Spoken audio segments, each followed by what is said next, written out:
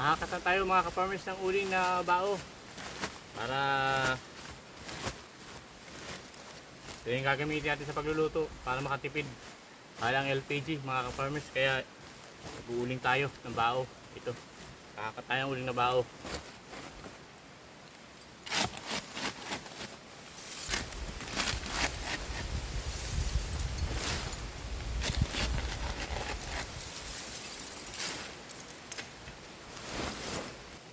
Wala ang uling mga ka-farmers, oh. Tuyo, malaki.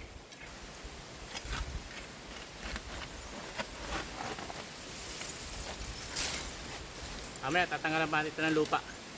Agagin natin para magandang panggatong,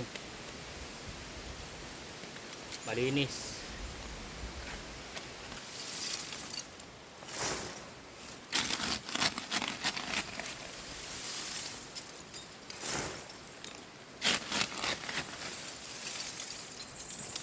Tatanggalan natin ng lupa mga ka-farmers. Lilinisan pa natin yan.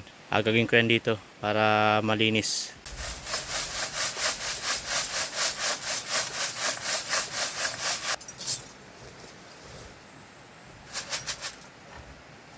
Laking bagay na ito mga ka-farmers. Itong uling na bao para tayo makatipid.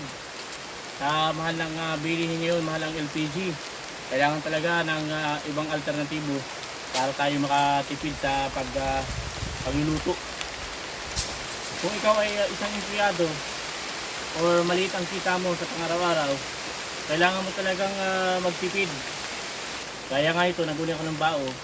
Kung maging katipiran na to sa amin, kasi bibili pa ako ng LPG, mahal. Eh, mas maganda naman itong panluto.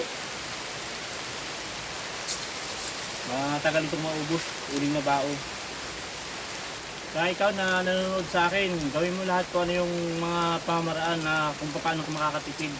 Unahin mo yung mga dapat unahin. Ano na kung may pamilya ka, dapat unahin mo yung dapat mong unahin. Kailangan priority na muna ang dapat gawin. Iwasan na muna yung mga luho sa katawan. Walang may dudulot na maganda yan, yung luho sa katawan. Lalo na kung mahina naman yung income mo. Kung maliit lang yung sweldo mo, tapos magluluho ka pa, eh walang saysa yan. Dapat unahin mo natin kung ano yung dapat unahin, lalo na kung may pamilya, diba? Unahin mo yung luho mo sa katawan, asa mo problema ka sa mga susunod na araw. Katulad ng ba, may mga bayaran ka na, tumataas yung bill mo sa kuryente kasi ang dami yung mga gamit. Nagkuha ka ng hulugan ng cellphone, latest, tapos pagdating ng bayaran mo, problema ka, diba? Yun yung sinasabi ko, wag mo nang unahin yung luho mga ka-farmers sa mga unahin mo na yung dapat i-priority. Lalo na kung may pamilya, kailangan talaga. Tapos na tayo mag-ag-ag ng uling. Nailagay ito na sa sakot. Naikarga ko na rin sa karita namin. Siya nga pala mga ka-farmers. Nagawa ko ng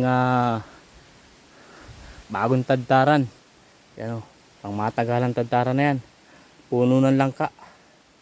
Alas ng langka na yan. Puno. Pakapuno yan mga ka-farmers.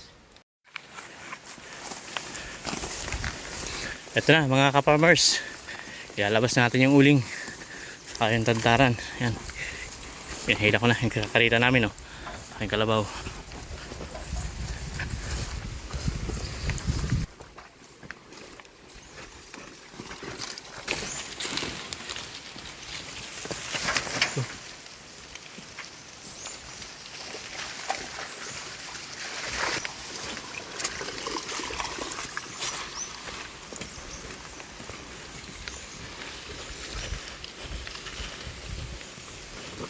Yan, dire-diretso lang yan.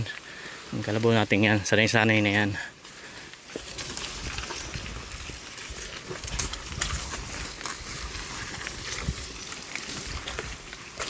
Malusak po. Putik, daan. Sabi ang ulan ay.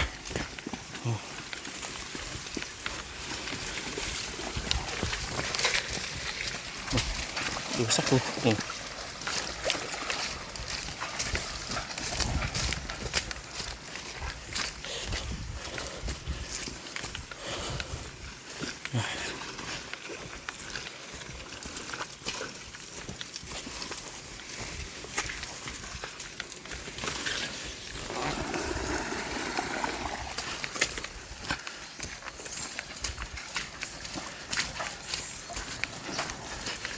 putik.